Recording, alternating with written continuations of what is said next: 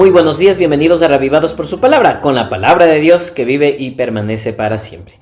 Vamos a continuar hablando acerca del libro de Nehemías. Recuerden que Nehemías fue contemporáneo de Esdras, es decir, después de que Zorobabel terminó la reconstrucción del templo, habían pasado más o menos entre 60 y 70 años, y es ahí cuando ellos vuelven a terminar de construir las murallas del templo. Y aunque de inicio que parece que todo va bien, los enemigos no tardan en llegar y causar un poco de estragos, por lo que al terminar la muralla ellos se plantean una estrategia para defenderla, y eso es justamente lo que habíamos leído el día de ayer. Y de aquí en adelante solo vamos a ir a la conclusión de lo que le pasó al pueblo que había vuelto del exilio, y vamos a encontrar contrapuntos, es decir, el primer momento es un momento muy positivo, interesante, y es en el que nos vamos a centrar en el capítulo 8 y el capítulo 9, y vamos a ver muchas cosas interesantes aquí sobre cómo se puede hacer una reforma para el pueblo de Dios.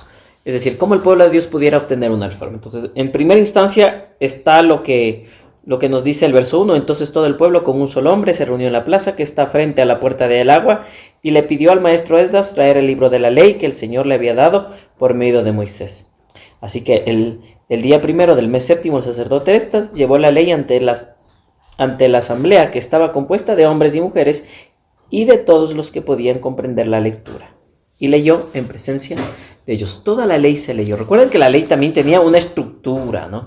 Y en esa estructura nosotros podríamos encontrar los orígenes del pueblo de Dios, la caída, el plan de la redención, que está muy bien detallado en el libro de Génesis, es decir, cómo Dios iba a traer la bendición que se había perdido en el Edén, y luego cómo Dios cuidó a su pueblo. O sea, la Torá, la ley, no solamente era un conjunto de reglas y normas. La Torá contaba la historia de la redención de Dios, cómo Dios anhelaba volver a restaurar eso que en el Edén se había perdido. Y por lo tanto nosotros miramos aquí, ¿no?, un pueblo que está comprendiendo todo esto, ¿no? Y aunque terminaron después al octavo día, se declaró un sábado, ¿no? Recuerden que los sábados también habían sábados ceremoniales, y en estos sábados ceremoniales ellos tenían que reposar y alegrarse, solo que el pueblo estaba llorando, porque ellos podían mirar la misericordia de Dios y también entender cuán lejos se habían apartado del Señor.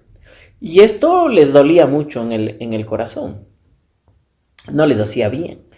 Y al no hacerles bien lloraban y decían: no, coman cosas dulces, alégresen, porque nos hemos encontrado nuevamente con el Señor y Dios nos da oportunidades de volver a empezar, ahora desde el punto de vista de su palabra, desde el punto de vista de su voluntad, ¿no? Y bueno, el pueblo al final termina en alegría porque celebran la festividad de los tabernáculos, o las enramadas, o las cabañas. Es decir, ellos salían de sus casitas y hacían enramadas, carpitas, y ellos dormían ahí y recordaban durante 7 días los cuidados que Dios había tenido acerca de su pueblo, ¿no? Y es interesante fijarnos aquí en algunos detalles, ¿no? Hacer enramadas, carpitas, cubrirlas con tela, tener cuidado que la lluvia no nos pegue fuerte, que no caiga granizo, cosas como estas, porque no era exactamente en el verano en el que se celebraba esto, pero ellos tenían que depender de la vigilancia y el cuidado de un Dios que estaba dispuesto a mostrarles su bondad y recordar la bondad que Dios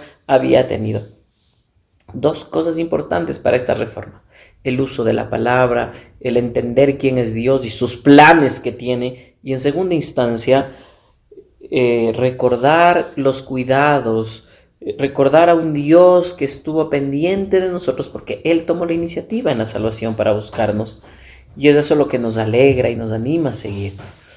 Vamos a orar. Querido Dios, en esta mañana queremos agradecerte por tu palabra. Es muy linda, Dios, tener que la reforma viene a través de tu palabra y en ella nos podemos recrear.